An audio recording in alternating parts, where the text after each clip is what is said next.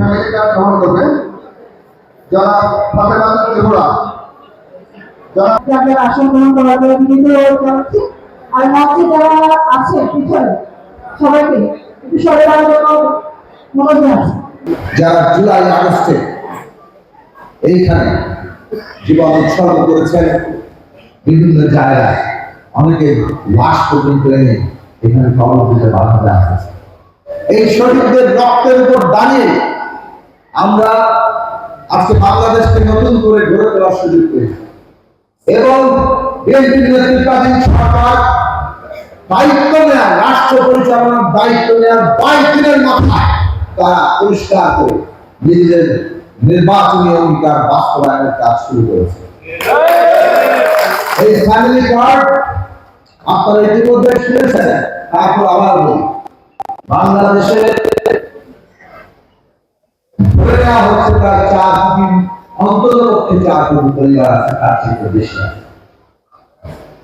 মাননীয় প্রধানমন্ত্রী জনাব তারেক রহমান এটাকে বলেছেন এটা সর্বজনীন কার্ড হবে, মানে সবাই এই কার্ড পাবে।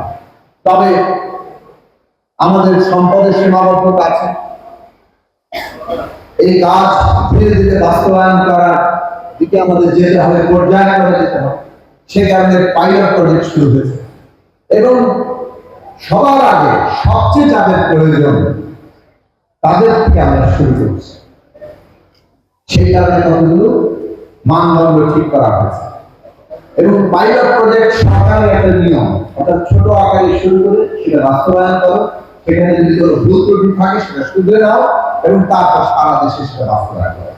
সেই হিসাবে 14টি উপজেলা, 14টি ওয়ার্ডে এই পাইলট প্রজেক্ট শুরু হয়েছে।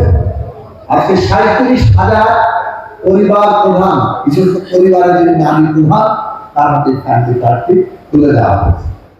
ইতিমধ্যে মাননীয় প্রধানমন্ত্রী বলেছেন ফ্যামিলি কার্ডের পাশাপাশি কৃষি ঋণ 10,000 টাকা পর্যন্ত সুদসহ মৌকুব করে দেওয়া হয়েছে। আসলে ওটাই প্রথম করা হয়েছে, সিদ্ধান্ত হিসেবে কার্যকর হয়েছে কৃষি ঋণ 10,000 টাকা সুদসহ ইতিমধ্যেই মৌকুব করে দেওয়া হয়েছে। হাজার হাজার কোটি টাকা এর মধ্যে দিয়ে কিন্তু সরকার মৌকুব করেছে। কৃষক কার্ড কাজ চলছে অতি দ্রুত, সেটা বাস্তবায়ন।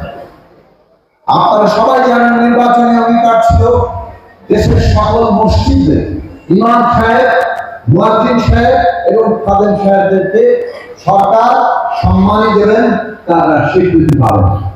একই সাথে মসজিদ তো হবেই, হিন্দু সম্প্রদায়ের মন্দির, বৌদ্ধ সম্প্রদায়ের প্যাগোডা এবং খ্রিস্টান সম্প্রদায়ের গির্জা, যারা